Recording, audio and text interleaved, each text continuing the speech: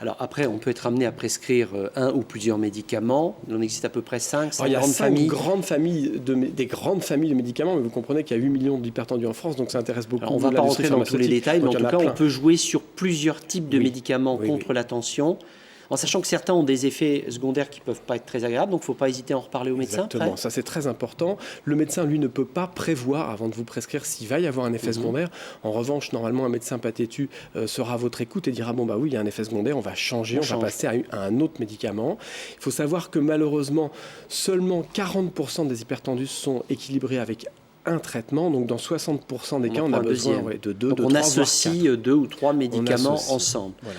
Dernière question, docteur Schneeber, est-ce qu'on peut prévenir l'hypertension, éviter qu'elle augmente au fur et à mesure qu'on avance en âge? L'hypertension artérielle, c'est prévenir un facteur de risque qui prévient les maladies cardiovasculaires. Et ce sont à peu près les mêmes règles hygiéno-diététiques que tout hypertendu doit appliquer. Mais même avant, on peut le faire dans la vie, c'est-à-dire avoir une activité physique régulière.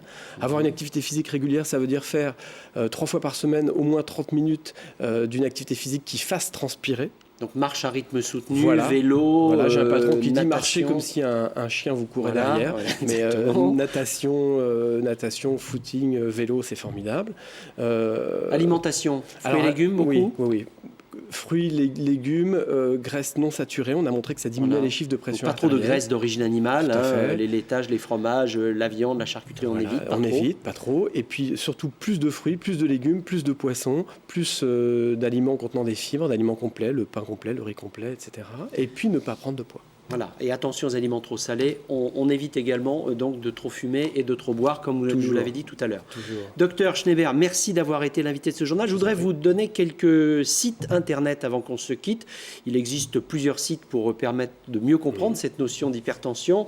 Vous avez le site www.automesure.com pour savoir prendre soi-même sa tension artérielle. Il y a le site de la Société française d'hypertension artérielle, donc www.sfhta.org.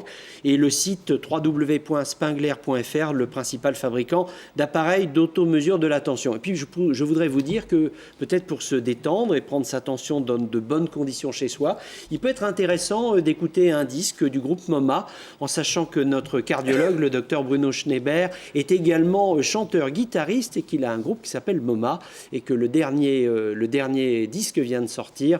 Voilà, vous le voyez à l'écran et ça détend véritablement, c'est de la musique douce, c'est pas trop stressant, c'est surtout pas du hard rock, c'est violent. Docteur Schneeber, merci, bon succès à votre livre, à votre disque et à très bientôt pour un autre magazine, C'est la vie sur Orléans TV.